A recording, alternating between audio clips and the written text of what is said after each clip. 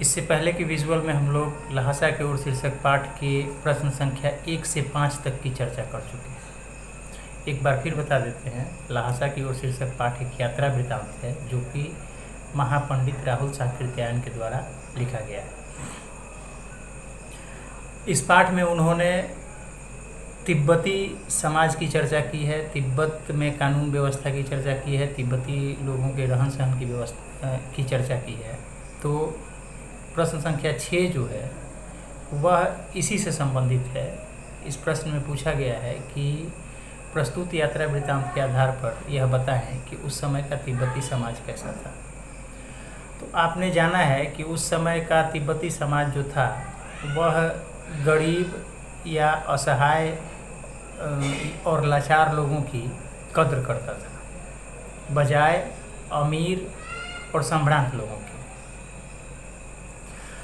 वहाँ गरीबी थी, लाचारी थी, पिछड़ापन था। भिखमंगे उनके घरों में आ जा सकते थे, चाय बनवा करके घर की महिलाओं से पी सकते थे। हथियार का कानून कुछ नहीं था, यानी लोग लाठी डंडों की तरह बंदूक या पिस्तौल लेकर के घुमा करते थे। लुटेरे जो होते थे वह लोगों का सामान बाद में लूटते थे, उनकी हत्या पहले कर देते थे। इससे जाहिर होता है कि वहाँ की पुलिसिया व्यवस्था भी बहुत ढंग से कारगर नहीं थी। भूखमरी इतनी थी, गरीबी इतनी थी कि खेतों में काम करने वाले मजदूर बेगार में मिल जाते थे, सिर्फ खाना खा करके लोगों के खेतों का काम कर दिया करते थे। वहाँ बौद्ध धर्म की प्रधानता थी। बौद्ध मठों को विहार कहा जाता था और मठों के पुजारी जो होते थे उनको नमसे कहा जाता था। जिनके पास अधिक ज़मीन जायदाद हुआ करते थे उन लोगों को जागीरदार कहा जाता था। तो ये वहाँ के तिब्बती समाज की बनावट थी, तिब्बती समाज की संरचना थी, तिब्बत की स्थिति थी। इन्हीं सब बातों की चर्चा हमको इस प्रश्न के उत्तर में करनी है। अगला प्रश्न है, मैं अब उन पुस्तकों के भीतर था, नीचे दिए गए विकल्पों में से कौन सा इस वाक्य का अर्थ बतलाता है। 4 विकल्प दिए गए हैं आपकी पाठ्य पुस्तक में।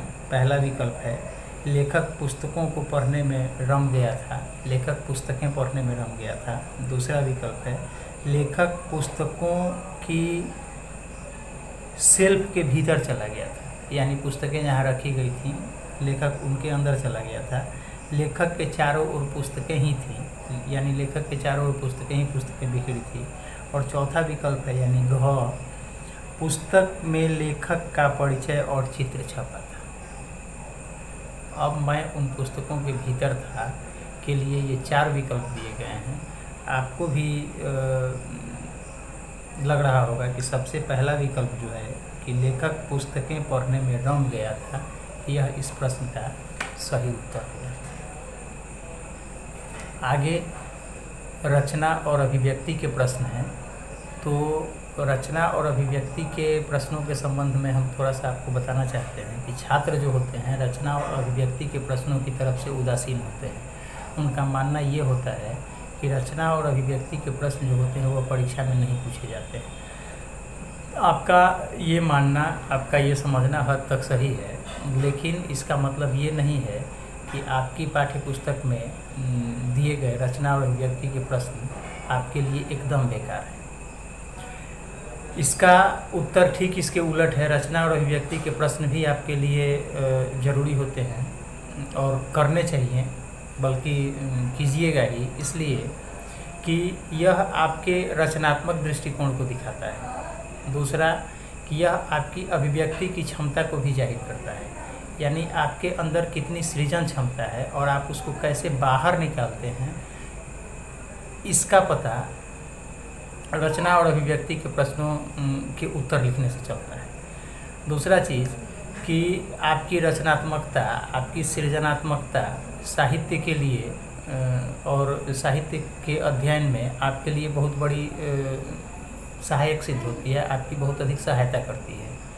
और इन प्रश्नों का उत्तर आपको निबंध लिखने में, पत्र लिखने में या लेखन खंड से संबंधित जितने भी प्रश्न आपके प्रश्न पत्र में शामिल होते हैं उन प्रश्नों के उत्तर लिखने में रचना और अभिव्यक्ति के प्रश्न जो होते हैं आपकी बहुत अधिक सहायता करते हैं। प्रत्यक्ष रूप से इसका भले ही आपको आभास न हो, लेकिन परोक्ष रूप से इसका बहुत बड़ा फायदा आपको मिलता है लेखन खंड में। और जैसा कि हमने अपने पूर्व के विजुअल में बताया है, या एक बार फिर से जान लीजिए कि हिंदी के प्रश्न पत्र जो होते हैं वह 4 खंडों में विभक्त होते हैं। अपठित, अब तो खैर नई शिक्षा नीति जो आई है या नया सिलेबस जो आप लोगों के लिए तैयार हुआ है, तो पठित के साथ साथ अपठित के साथ साथ इसमें पठित भी शामिल है, जिसमें आपसे पद्यांश और गद्यांश से संबंधित प्रश्न पूछे जाते हैं। दूसरा होता है पाठ्य पुस्तक, जिसमें आपसे क्षितिज और कृतिका के प्रश्न पूछे जाते हैं। तीसरा खंड है आपके प्रश्न पत्र का व्याकरण खंड, और चौथा खंड है लेखन खंड। तो प्रश्नों के उत्तर लिखने में भी और लेखन खंड में रचना और अभिव्यक्ति के प्रश्न जो होते हैं आपकी बहुत अधिक सहायता करते हैं, इससे आपको फायदा मिलता है।